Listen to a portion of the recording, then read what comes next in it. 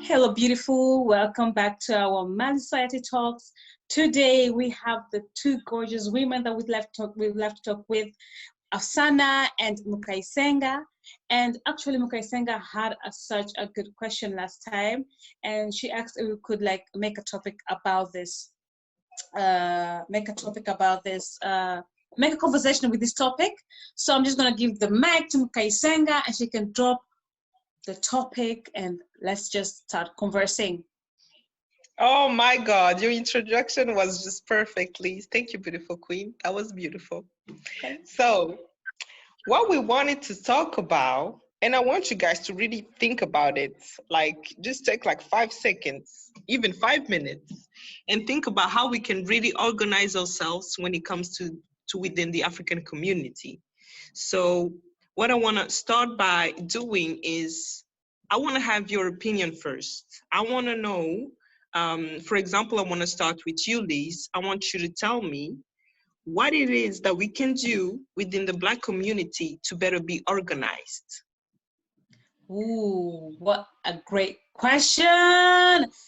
And I think this question came in a perfect time just because with everything that's happening in the world, people are starting to have mindset shifts and starting to know have information that is accessible to them and researching about our community, what we can do better, what is needed.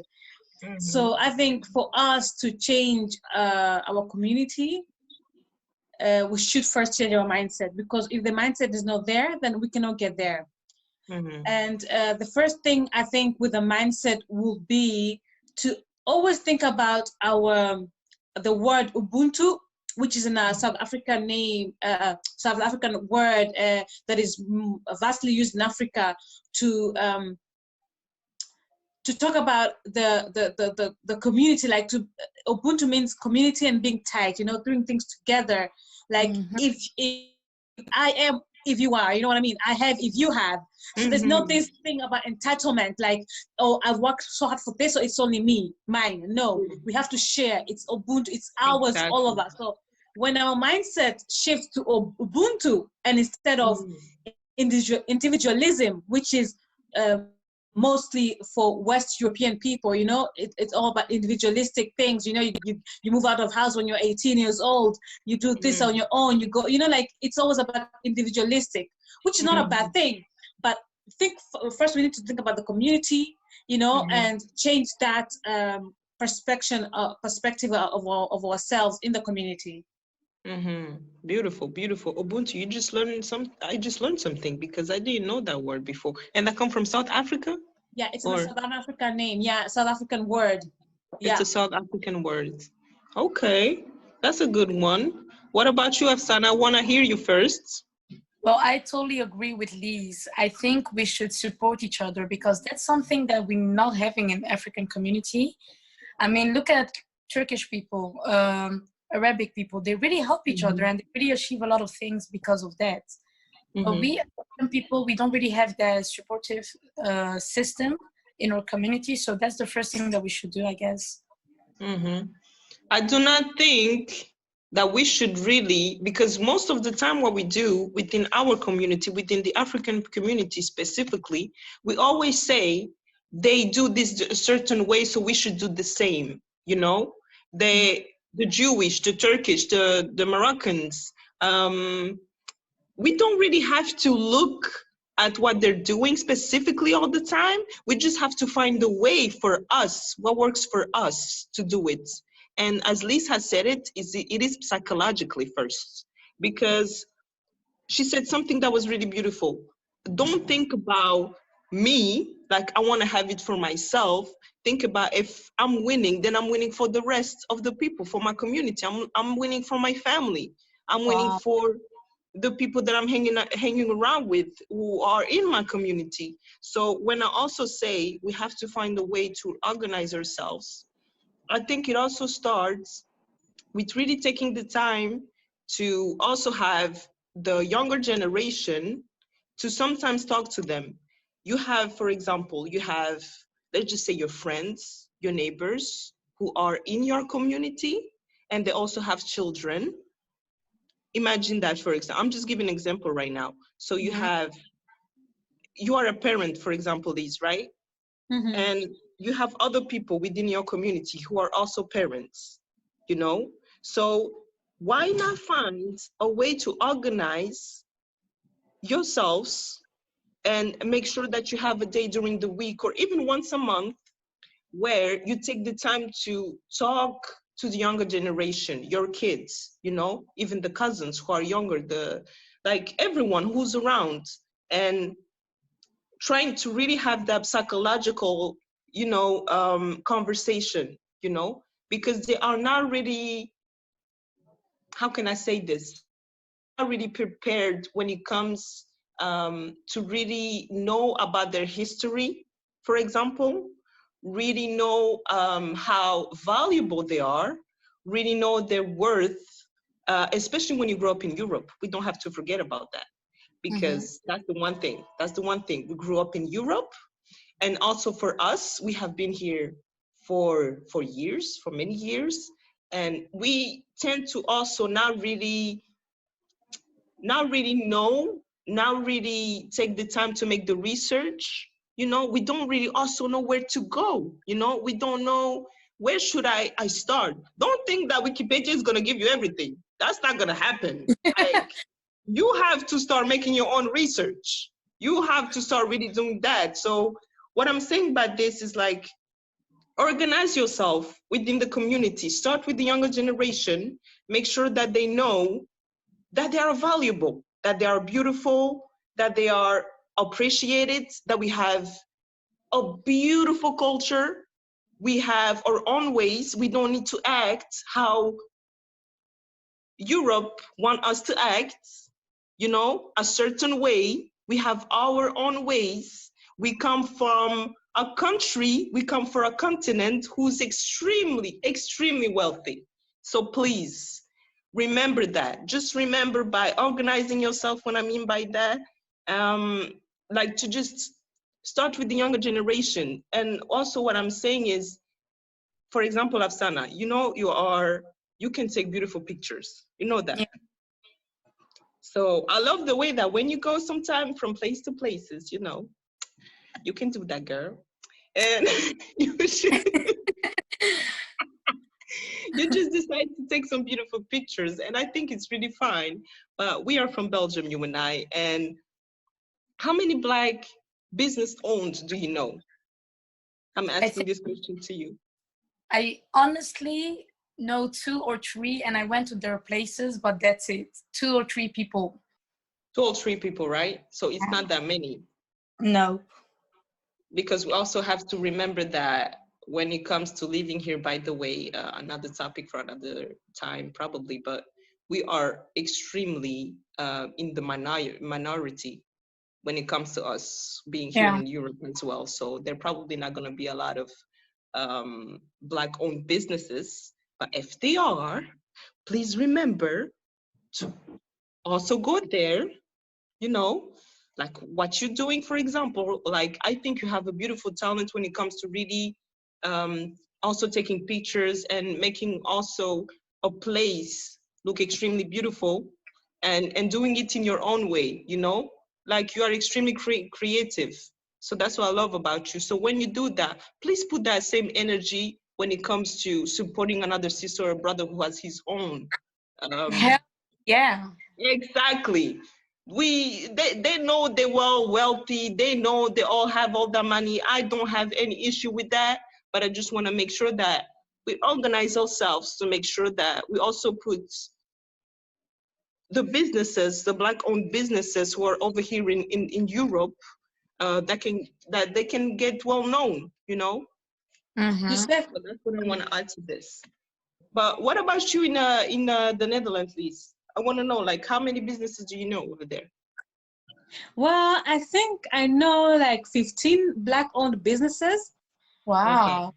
Yeah, that's a 15. lot. And I'm really proud, and I'll always try to promote them via my own social media channels, or like refer somebody to somebody. It's all about mouth-to-mouth marketing. And I just want to go back to the first question and about what you said with educating our children, because when you don't read the newspaper, you are not informed. When you turn on the TV or you go to the internet, you are misinformed. Exactly. So you have those two types. So where do you now go for the right information? It means that the people controlling what you're reading and what you're seeing, vast majority of the time, it's not true. No. Because when we talk about history, we are talking about his story. It's somebody else's perspective of what happened yesterday or 10 years ago or 100 years ago. So with this, I think what is really important to think about is having a critical mind. And how do you create this critical mind? And how do you read things critically? Not only reading and thinking, oh, because this person has so many credentials, when I'm reading this, it should be true because, you know, how can this person with so many credentials lie about this? You know what I mean?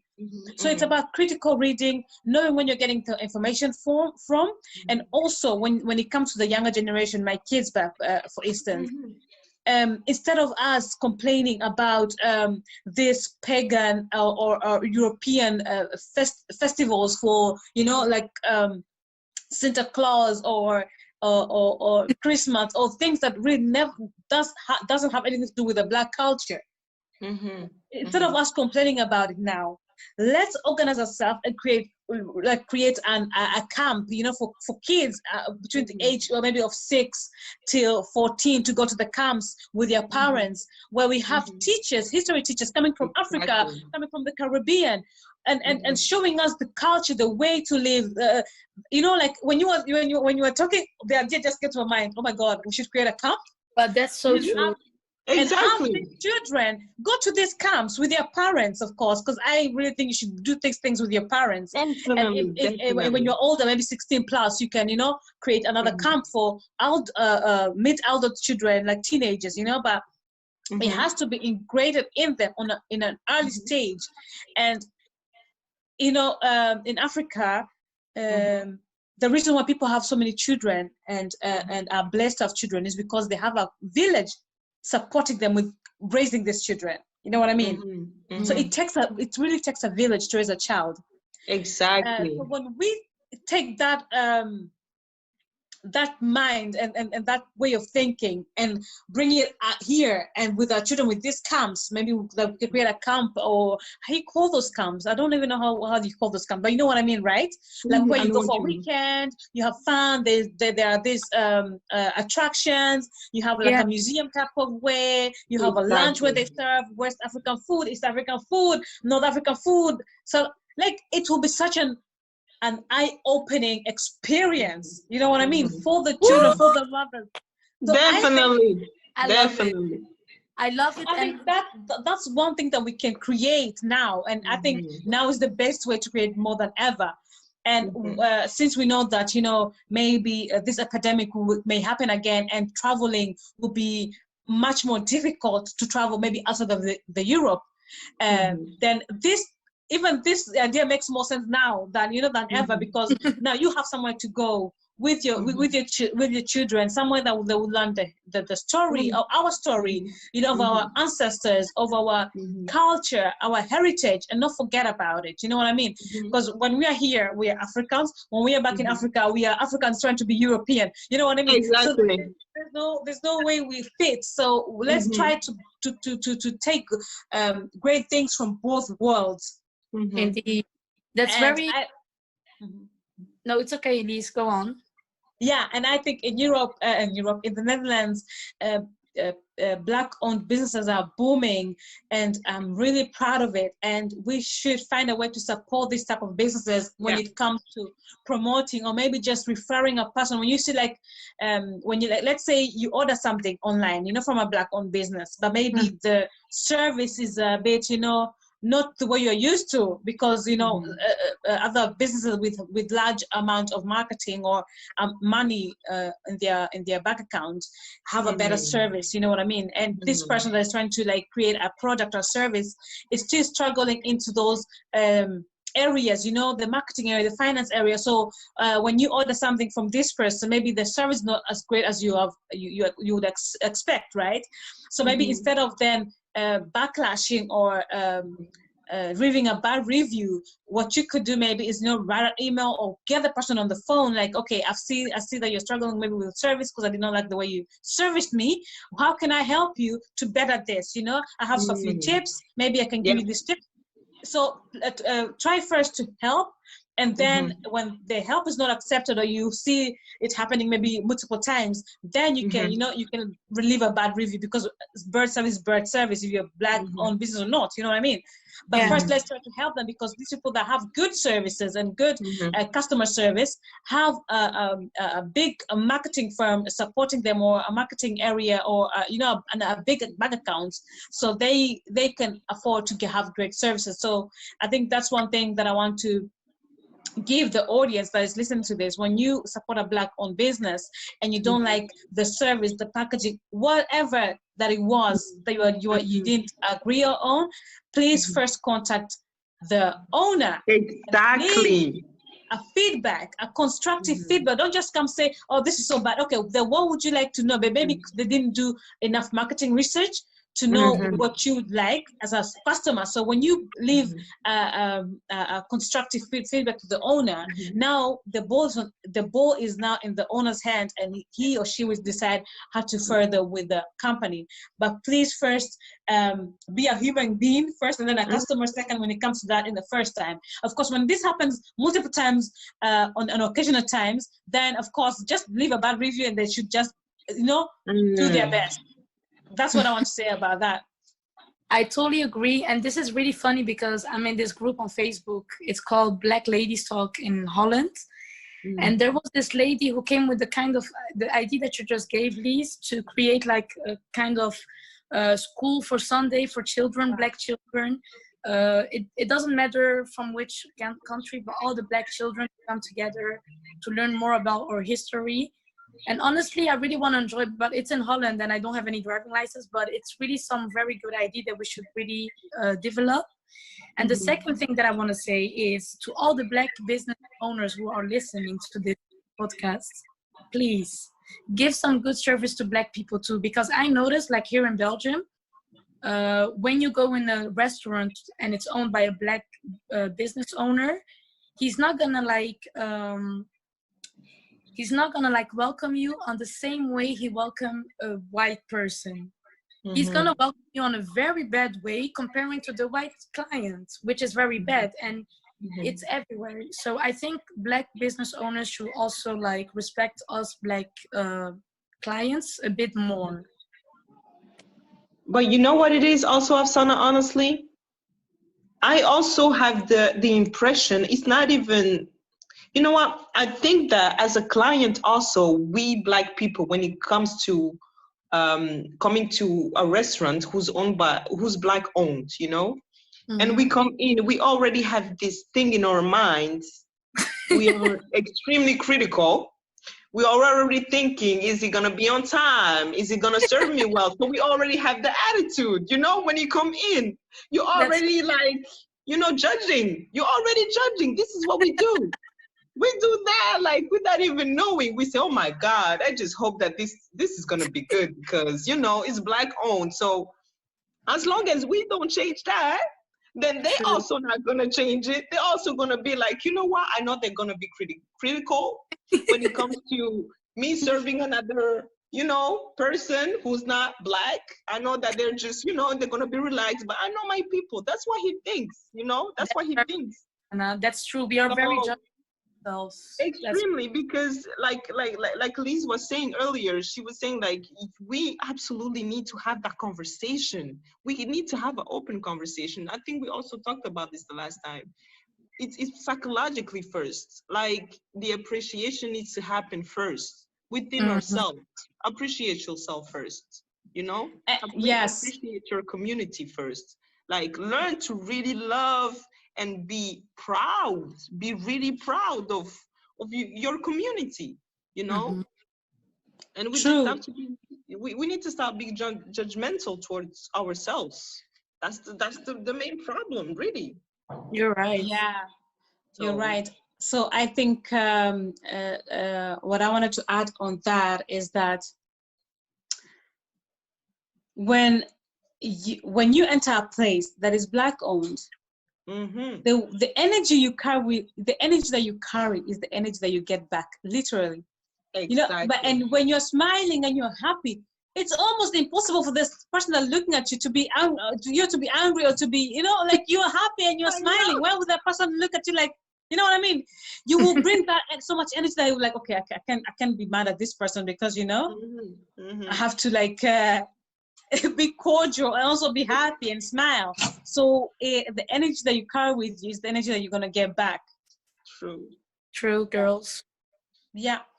So So I, Kaisenga, if you sum it up for us, then what mhm. are the first step, the middle step, and then the final step for us to do Okay. to come together as a community and to support each other as the way we should be supporting each other? I think the first step, the really most important step for me, in my humble opinion, it will be to really have a conversation first. It will be to, when you come across a brother, a sister, African brother, sister, please do not feel like you have to look down. You have to feel some type of way because that's what we do, basically. Here in Europe, I have seen that. I've seen a brother, I've seen a sister. I'm like, I'm just smiling, I'm looking at you, and I'm just trying to say hi, but you're just gonna look at me like, what the fuck you staring at? Like who you trying to look at? That's just really what I have seen. Like, don't think that I'm trying to do anything to you. I'm just trying to tell you, from a brother to a brother, from a sister to a sister. I'm just trying to say hi. I'm trying to salute you. So let's just try to really, even within our friend circle, the circle that we have, like, let's just really try to have those moments where you hang out with each other, not just to go have a drink, not just to go, like, Body. dates, restaurants, whatever. Just try to really have those moments where you organize yourself. You say, those are my friends, and here are my friends, and we're going to sit down together, and we're going to have a conversation, Mm. and we're going to talk to each other. We're going to learn more about one another. Like, what is your history? Where you come from? Like, all of those things. Yeah. So don't be scared. Don't be scared about the person who's going through so much, and who's also going through the same thing as you. That's the one thing. That person is going through the same thing exactly. And this is something that I'm so passionate about, because we go through this exactly the same thing, but we still are like enemies to one another. Mm. Like, we could relate so much on so many levels.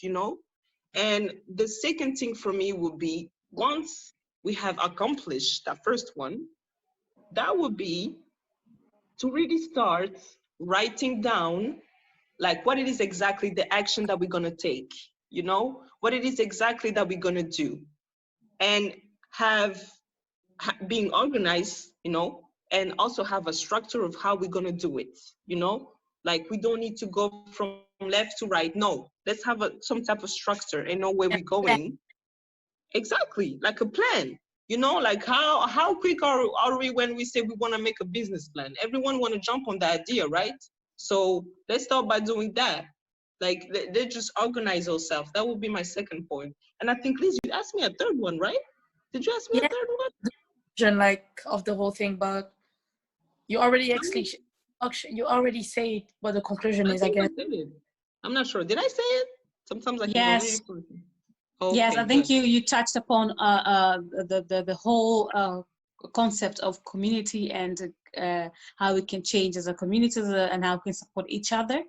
And I think the Mm-hmm. most important thing that you said right there is to be intentional with who Mm-hmm. you are surrounding yourself, where you're going, how you're saying, because you're presenting a whole community now. You know what I mean? Mm-hmm. So I think that's a good point to end this conversation. I would like to thank you all for joining us and giving us your time, since it's the most precious thing at the moment. Thank you for joining. Let's meet up next week and discuss another topic. Till then, bye.